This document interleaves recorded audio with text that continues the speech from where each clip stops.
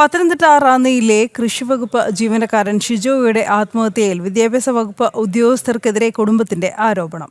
Aided school അധ്യാപികയായ ഷിജോയുടെ ഭാര്യയ്ക്ക് 14 വർഷത്തെ ശമ്പള കുടിശ്ശിക കിട്ടാതെ വന്നതോടെ മകന്റെ എഞ്ചിനീയറിംഗ് പ്രവേശനം തടസ്സപ്പെട്ടു. ഇതാണ് ആത്മഹത്യയിലേക്ക് നയിച്ചതെന്ന് മരിച്ച ഷിജോയുടെ പിതാവ് CPM നേതാവായ ത്യാഗരാജൻ ആരോപിച്ചു.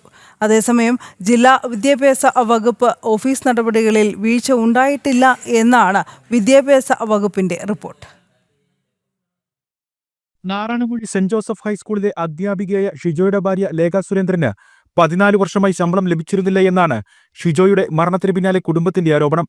ശമ്പള കുടിശ്ശിക നൽകണമെന്ന് ഹൈക്കോടതി ഉത്തരവിന് പിന്നാലെ DE ഓഫീസിൽ പലതവണ കയറിയിറങ്ങിയെന്നും ഉദ്യോഗസ്ഥർ മോശമായി സംസാരിച്ചുവെന്നും ഷിജോയുടെ പിതാവ് ത്യാഗരാജൻ പറയുന്നു. ശമ്പള കുടിശ്ശികയായി ലഭിക്കുന്ന പണം മകന്റെ എഞ്ചിനീയറിംഗ് പ്രവേശനത്തിനും ഉപയോഗിക്കാമെന്ന പ്രതീക്ഷയിലായിരുന്നു കുടുംബം. എന്നാൽ വിദ്യാഭ്യാസ മന്ത്രി ഉൾപ്പെടെ ഇടപെട്ടിട്ട് പോലും കുടിശ്ശിക തുക ലഭിച്ചില്ലെന്നും ജില്ലാ വിദ്യാഭ്യാസ ഓഫീസിലെ ഉദ്യോഗസ്ഥരുടെ അനാസ്ഥയാണ് സംഭവത്തിന് പിന്നിലെന്നും ഷിജോയുടെ പിതാവ് CPM നേതാവായ ത്യാഗരാജൻ ആരോപിക്കുന്നു.